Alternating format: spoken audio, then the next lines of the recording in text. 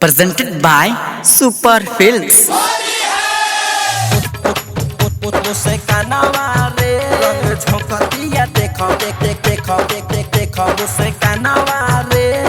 Music by Arman Raj.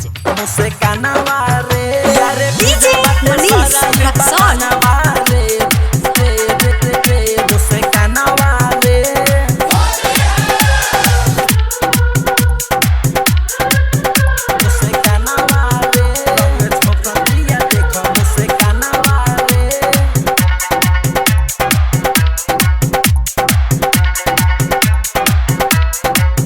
अरे भर बाल्टी रंगवाई घोरले बिया देहिया पपैलू न फोरले बिया।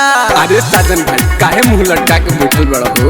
बक साला मत कुछो बोल तू, पूरा ऊपर से लेके नीचे ले हमर भर देला 1200। अरे भर बाल्टी रंगवाई घोरले बिया देहिया पपैलू न फोरले बिया। गोइनी एकरा घरे खाए खानावा रे।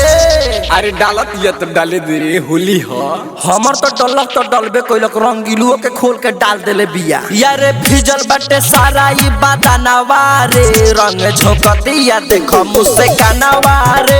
यारे भिजल बाटे सारा ई बादानवा रे, रंग झोंक दिया देखो मुझसे कानवा रे।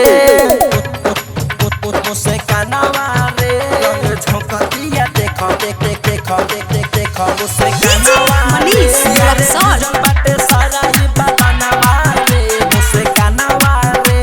Super recording studio Adampur.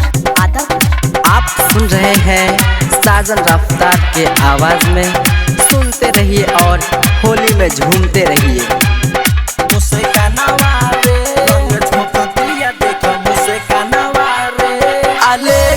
रंगवा यो बिरिया हो, रंगतिया सारा ई शरीरिया हो।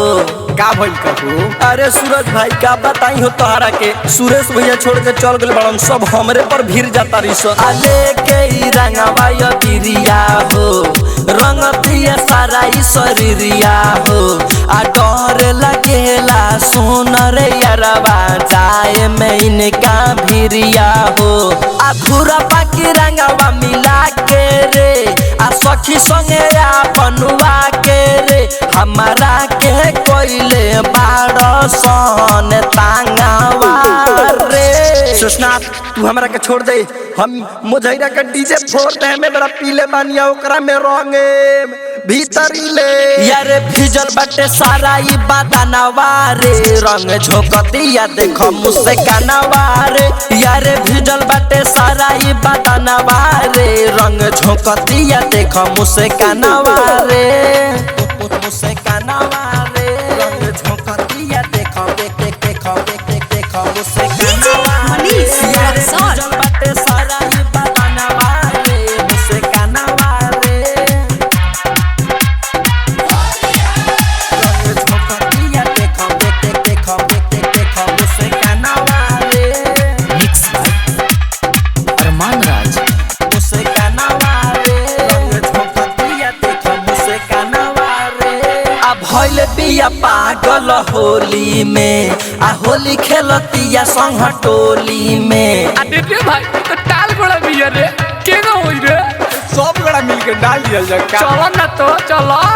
आ भइल बिया पागल होली में, आ खेलतिया होली संग टोली में। आ लोगवा देखत बाटे सुनर यारवा, बोली ना हम होली में। राइटर ममताज जी के साथ बा, साजन रफ्तार के बात बा। सारा बात तो जानो तारे सुनर डीजे अरमानवा रे। अब खिसिया गइल बानी, अब अपन पैक जमा जापानी खोल के आवतानी, आ तब तोनी के भीतरी ले डाले। यारे भिजल बाटे सारा ई बादानवा रे, रंग झोंक दिया देखो मुझसे कानवा रे। यारे भिजल बाटे सारा ई बादानवा रे, रंग झोंक दिया देखो मुझसे कानवा रे। Super recording studio Adapur.